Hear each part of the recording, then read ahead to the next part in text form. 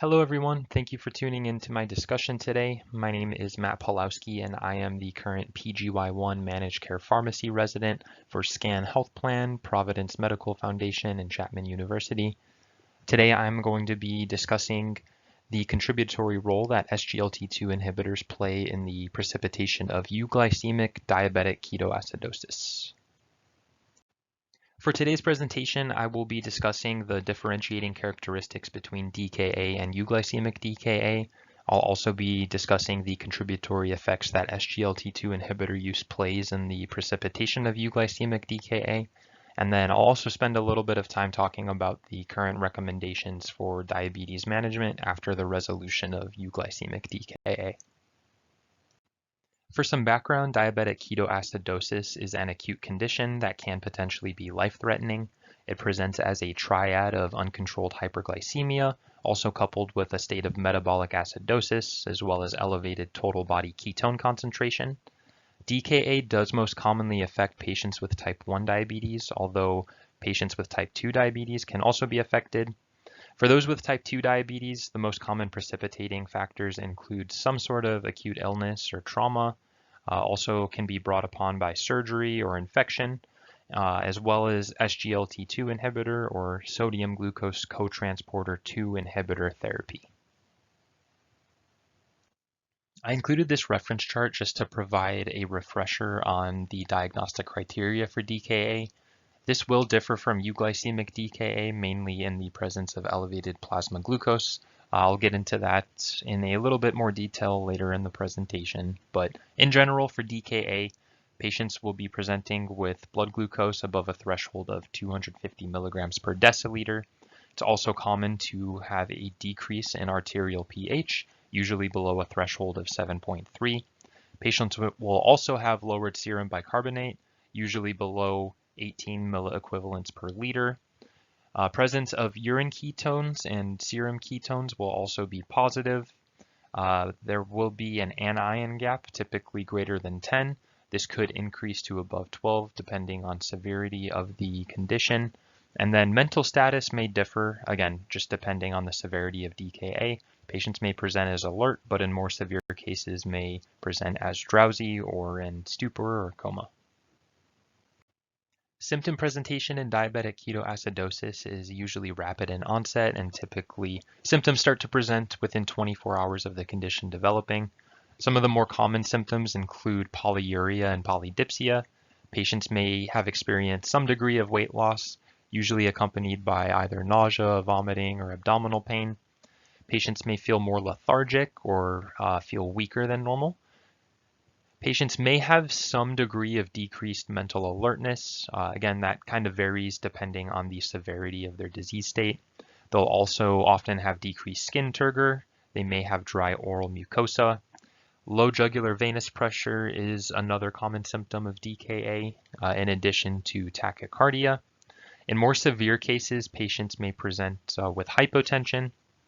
Fruity oral odor is another common symptom, and that's due to exhaled acetone as a result of the mechanism and pathophysiology of the disease state. Patients may also be experiencing deep respirations, which are referred to as Kussmaul respirations. The pathogenesis of diabetic ketoacidosis is the result of a combination of reduced insulin concentration, as well as an increase in the concentration of counter-regulatory hormones, including catecholamines, cortisol, glucagon, and growth hormone. These processes result in hyperglycemia and ketosis. The resultant hyperglycemia is due to one of three processes, either increased gluconeogenesis, accelerated glycogenolysis, or reduced glucose utilization by the peripheral tissues. I included this flowchart as reference. I think it does a pretty good job illustrating the processes that I mentioned on the previous slide and how they impact the pathogenesis of DKA. I'm not going to spend a whole lot of time here, but mainly just wanted to highlight the two main pathways in DKA, including the ketoacidosis component and then the hyperglycemia component. The absolute insulin deficiency leads to increased lipolysis and then eventually ketoacidosis. And then that insulin deficiency in combination with an increase in the counter-regulatory hormones that I previously mentioned eventually lead to decreased glucose utilization, an increase in gluconeogenesis, and then an increase in the rate of breakdown of glycogen stores. And then that hyperglycemia component can eventually lead to glycosuria, loss of water and electrolytes through dehydration, and potentially impaired renal function as well. Now, the pathophysiology behind euglycemic DKA is similar to that of regular diabetic ketoacidosis, mainly that patients in either disease pathway are going to be experiencing an increase in ketogenesis, resulting in a state of ketonemia. There are a few key differences though. So for euglycemic diabetic ketoacidosis, these patients are actually going to be experiencing less of an insulin deficit, less insulin resistance overall. And glucose utilization in patients with euglycemic DKA is actually going to be preserved. So patients with euglycemic DKA are usually not experiencing an increase in gluconeogenesis. This results in an overall state of euglycemia compared to the hyperglycemia that we would be seeing in regular diabetic ketoacidosis. The diagnostic criteria that we use in euglycemic DKA are similar to the criteria used in regular diabetic ketoacidosis, and that patients are still going to be in severe metabolic acidosis with an arterial pH of less than 7.3 and a serum bicarbonate of less than 18 milliequivalents per liter, and patients will still have an elevation in their serum ketone concentration. Both type 1 and type 2 diabetic patients are at risk for UDKA, and the precipitating factors in euglycemic DKA are similar to that of regular DKA, but we do want to just keep in mind the few main differentiating characteristics. So carbohydrate deficit is the main differentiating characteristic in euglycemic DKA, and this results in a decrease in serum insulin and an excess of counter-regulatory hormones. Those include glucagon, epinephrine, and cortisol. The increased glucagon to insulin ratio leads to increased lipolysis, increased free fatty acids, and eventually ketoacidosis. The precipitating causes for your euglycemic DKA include fasting or prolonged physical activity with depleted hepatic glycogen stores. This results in impaired glycogenolysis. And the three main causes of euglycemic DKA include SGLT2 inhibitor use, pregnancy, and prolonged fasting. Another thing to keep in mind is that insulin deficit and insulin resistance, again, plays a pretty minor role in euglycemic DKA. And we are seeing an increase in incidence of euglycemic DKA in patients using SGLT2 inhibitor therapy. This is part of the reason why SGLT2 inhibitors are not FDA approved for use in type 1 diabetes, again, due to this DKA risk. SGLT2 inhibitor use is a significant causatory factor in the precipitation of euglycemic DKA. And I think that as clinicians, it's important for us to be aware of this link just due to the increased popularity of use of this medication class in clinical practice today. And then also due to the difficult nature of diagnosing euglycemic DKA with the absence of hyperglycemia, and then due to the severity of the condition overall. It's estimated that approximately 2.6 to 3.2% of DKA admissions are euglycemic. DKA associated with the use of SGLT2 inhibitors has rates ranging anywhere from 0.16 to 0.76 events per 1,000 patient years in patients with type 2 diabetes. There are current estimates that show that SGLT2 inhibitor therapy can actually increase the risk of DKA in type 2 diabetes patients by up to 7-fold.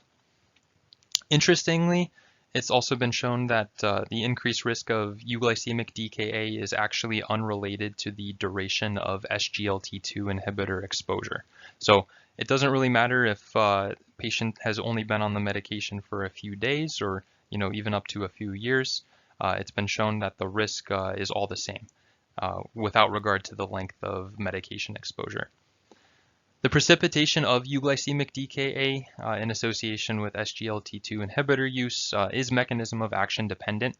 So SGLT2 exists within the proximal renal tubules. SGLT2 inhibitors decrease the reabsorption of filtered glucose from the tubular lumen and lowers the renal threshold for glucose. This results in an increase in urinary excretion of glucose and overall reduced plasma glucose concentrations. The loss of urinary glucose can lead to carbohydrate starvation, volume depletion, an increase in the ratio of glucagon to insulin in the body, as well as severe dehydration and ketosis. It is important to note that euglycemia is maintained as a direct result of the loss of urinary glucose. SGLT2 inhibitors can also directly stimulate the release of glucagon from the pancreas, which further worsens the glucagon to insulin imbalance and also suppresses the removal of beta hydroxybutyrate and acetoacetate by the kidneys. Again, main takeaway from this is that euglycemia is maintained as a direct result of the loss of urinary glucose after using these medications.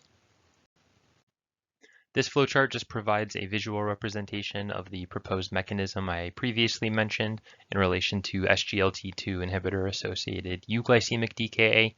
As you can see from this chart, SGLT2 inhibitor therapy leads to increase in glucagon, decreased insulin usage, an increase in counter-regulatory hormones, which results in a state of ketosis. And then the big takeaway is that due to the mechanism of action of the drug, more glucose is lost in the urine. This can lead to volume depletion, but because of that loss of urinary glucose, we do see patients in a state of euglycemia. Whether we're treating a patient with diabetic ketoacidosis or euglycemic DKA, either condition is considered to be resolved when the following goals are met. So the patient would have to have their anion gap reduced back below 12 milliequivalents per liter. They would have to have a return of their mental alertness to baseline if that was relevant, if that was changed at all over the course of their condition. And then patients also have to have the ability to eat by mouth.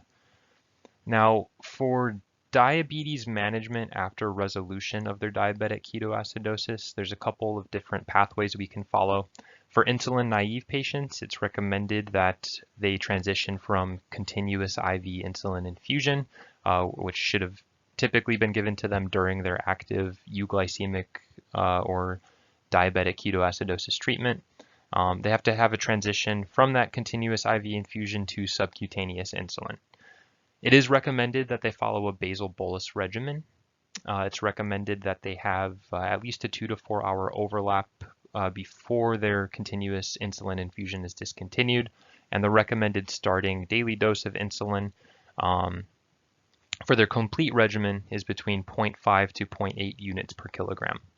Now, for the other pathways for patients that had a previously established insulin regimen, it is recommended that their prior insulin regimen, before they presented with their diabetic ketoacidosis symptoms, that previous insulin regimen can be resumed if their serum glucose concentrations were previously decently well controlled. And then if their prior insulin therapy is to be resumed, it's still recommended to have a 2 to 4 hour overlap with their continuous IV insulin infusion. After resolution of DKA, the other component to be used as an adjunct to the patient's recommended insulin therapy would be their oral medication component. Unfortunately, there aren't any clear guidelines that provide any current consensus recommendations in favor of either restarting or permanently discontinuing SGLT2 inhibitor therapy after DKA is resolved. There is some available data, but it's limited to case review studies that were recently published. In these studies, SGLT2 inhibitor rechallenge is considered to be a viable strategy. Alternatively, clinicians can consider other oral anti-diabetic medications non-inclusive of SGLT2 inhibitors. There's really no recommendation for one method being preferential over the other.